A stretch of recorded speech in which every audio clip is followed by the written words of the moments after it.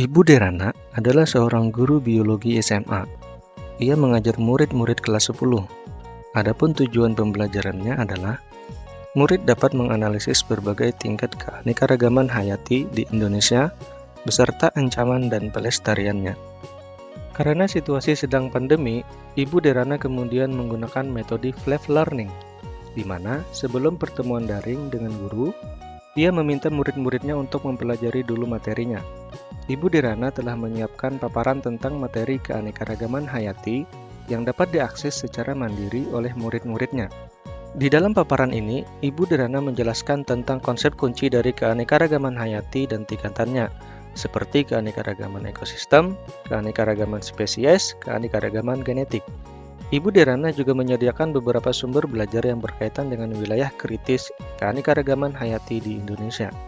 Sumber yang ia sediakan misalnya artikel dari koran, video-video dari KHT, WWF, Greenpeace yang ia ambil dari internet.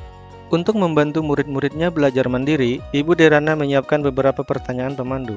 Setelah tahapan belajar mandiri, murid-murid kemudian diminta mengikuti kuis tertulis dengan pertanyaan terbuka, di mana setiap murid akan diminta untuk memberikan umpan balik terhadap jawaban dua temannya.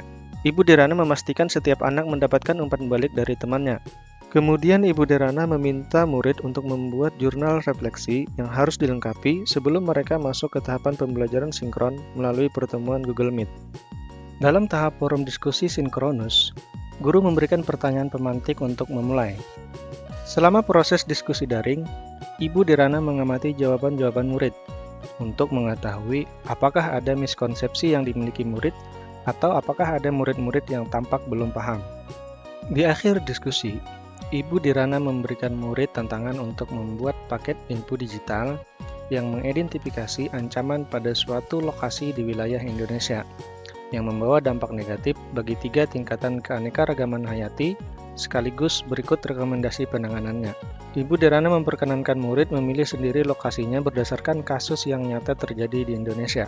Bentuk paket info digital pun bebas sesuai kenyamanan murid. Misalnya, video singkat, poster digital, situs website, rekaman suara, dan sebagainya. Asalkan semua informasi yang disajikan sesuai dengan rubrik penilaian yang diberikan dan telah didiskusikan bersama. Murid kemudian bekerja secara mandiri berdasarkan tenggat waktu yang telah disediakan. Selama murid-murid bekerja, Ibu Derana juga menyediakan slot-slot waktu tertentu untuk bertemu dengan beberapa murid yang berdasarkan hasil penilaiannya masih memerlukan bantuan.